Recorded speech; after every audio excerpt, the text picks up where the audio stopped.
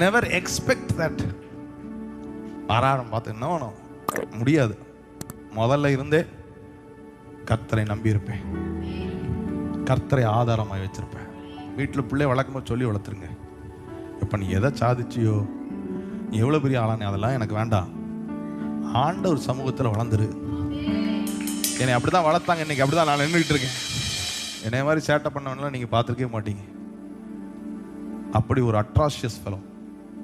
One thing my parents insisted was, ஞாயிற்றுக்கிழமையான ஆண்டவர் சமூகத்தில் வந்து உட்காந்துடணும். அதற்கு எவ்வளவு செலவு செஞ்சாலும் ட்ரம் வாங்கி கொடுத்தாங்க, கீபோர்டு வாங்கி கொடுத்தாங்க, உட்கார வச்சிருந்த சமூகத்தில். ஏன்னா பாதுகாப்பு அவர் மாத்திரம்தான். ஆண்டவரை அவங்க வாழ்க்கையில விதைக்கிறதுக்கு நான் சொல்றேன், ஒண்ணுமே நீங்க விதைக்காம ஆண்டவரை மட்டும் விதைச்சுக்கிட்டு இருந்தா கூட உங்க பிள்ளைகள் கர்த்தரால் போதிக்கப்பட்டிருப்பார்கள். என் கூட எங்க செட்ல படிச்ச 13 பேர்ல நான் 13வது இல்ல 12வது இருப்பேன். Last but not the least. 13வது இல்ல 12வது, அப்படி இப்படிதான் பாஸ் பண்ணுவேன்.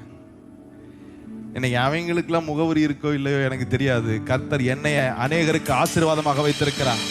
கர்த்தரை, அவருடைய வார்த்தையை என் வாழ்க்கையில் அவர்கள் விதைத்தது அது அழிவில்லாத வித்து. அது விளையும் 30ஆக 60ஆக 100ஆக.